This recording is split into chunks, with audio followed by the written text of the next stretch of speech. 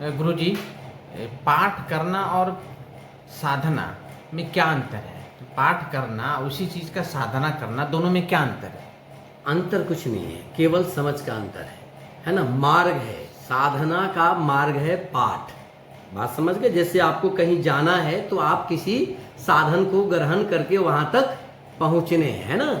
तो भगवती की या किसी भी भगवान के कहीं भी साधना के लिए तंत्र मंत्र, है ना, क्रिया पाठ स्तुति, ये सब उनका माध्यम है ना। जैसे भगवान से जुड़ने के लिए कुछ माध्यम है ना। भगवान की भक्ति के लिए क्या है? कुछ पाठ करके, कुछ योग करके, कुछ हठ योग करके, कुछ तपस्या करके वहां अपने लक्ष्य को प्राप्त करते हैं। तो पाठ के माध्यम से हम भगवती को साधित कर सकते हैं, है ना। तो यही है। अच्छा, पाठ करते वक्त क्या, यदि नॉर्मली कोई इंसान पाठ करने का मतलब ये समझे कि कोई भोग नहीं लगाना है, कोई दीप नहीं जलाना है, सिर्फ भगवती का ध्यान करके और श्रद्धापूर्वक बैठ कर वो पाठ करे, तो क्या उसका कुछ फल है? बिल्कुल बिल्कुल, है ना।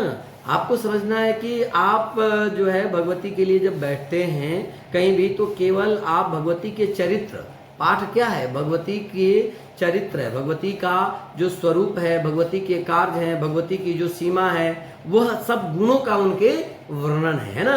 भगवती कैसे भक्तों पर प्रसन्न होती है, इन सब चीजों का वर्णन है। तो पाठ भी स्तुति है, भगवती की स्तुति है। जैसे आप चंडी पाठ करते हैं तो चंडी पाठ को स्तुति के रूप में भी किया गया। इसमें छंद है ना, अनुष्टुप छंद है, त्रिष्टुप छंद है, गायत्री छंद है, इसके देवता हैं। ये पाठ साधारण नहीं है। जैसे प्रथम अध्याय है, जैसे प्रथम चरित्र है, मध्यम चरित्र, उत्तम चरित्र, सबके देवता हैं। किसी के ब्रह्म ऋषि हैं, किसी के रुद्र ऋषि हैं, किसी के जो है विष्णु ऋषि हैं, सबके देवता हैं। तो यानी इन लोगों ने साक्षात्कार किया था और भगवती आई थी, तो उनका गुणानुवाद, भगवती के चरित्रों का वर्णन, वो है कैसे, भगवती करती क्या है, इन सब का वर्णन ही तो पाठ है। और भगवान के सामने बैठकर पूजा का क्या है? मानसी पूजा होती है, पंचोपचार होती है। मानसी पूजा एक है, जिस मानसी पूजा में हमें न फूल की जरूरत है, न पत्र की जरूरत है, न इस पुस्तक की जरूरत है, न पाठ की, है ना। एक भारत के, दक्षिण भारत के बड़े संत हुए हैं जिनका नाम था अग्रदेव जी, है ना। उन्हीं के शिष्य थे नाभादास जी। अग्रदेव जी महाराज, हाँ, रामानुज संप्रदाय में आते हैं, है ना। उसी पीढ़ी के 5वें पद पर वो बड़े परम भक्त थे।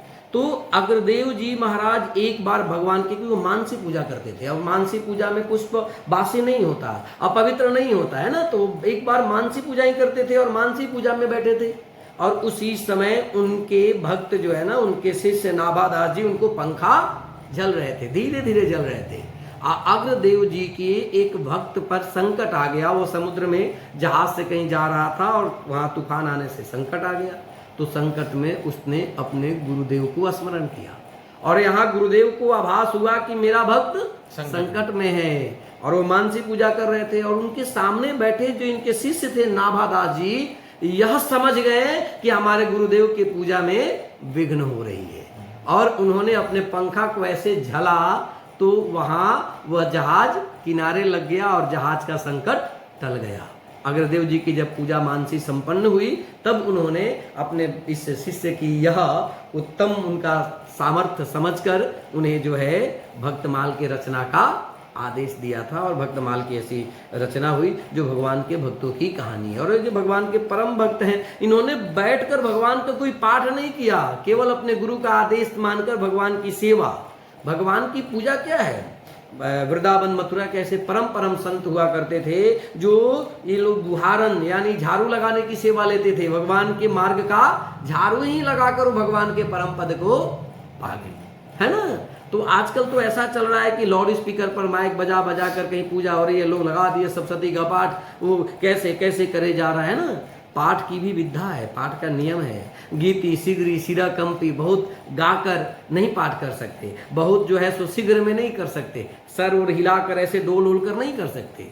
तो ऐसा नहीं है कि पाठ करने के लिए बस किताब खोले और पढ़ लो, तो पढ़ना हुआ, ज्ञानार्जन के लिए आप पढ़ रहे हैं। लेकिन अगर आप पूजा विधि से करें तो उसके लिए भी आपको आसन पर बैठकर और उसकी मर्यादा का पालन करके ही पाठ करना है। आजकल तो बस चले जा रहा है, कोई भी कैसे कैसे, है ना, जैसा जिसको आ गया वो अपने अपने मन से कुछ भी करने को लग जाए। शास्त्र के विरुद्ध कार्य नहीं करना चाहिए। जो हमें शास्त्र, जैसे अगर आप पाठ करते हैं तो उन पुस्तकों में, जो जिस पुस्तक से पाठ करते हैं, सामान्यतः गीता पर इसकी ही पुस्तक है, तो उसमें पाठ की विधि दी गई है कि आपको किस विधि से पाठ करना है, कैसे करना है। बीच में आप पाठ छूटे नहीं। आजकल तो पंडित भी पाठ करते हैं, पाठ के अंत में बोल देंगे कि जय जय श्री मार्कंडेय पुराणे सावर्ण के मनवंतरे देवी महात्म्य, और उसमें समाप्त बद्ध इत्यादि शब्दों का प्रयोग करते हैं, जबकि इन शब्दों का प्रयोग नहीं करना है।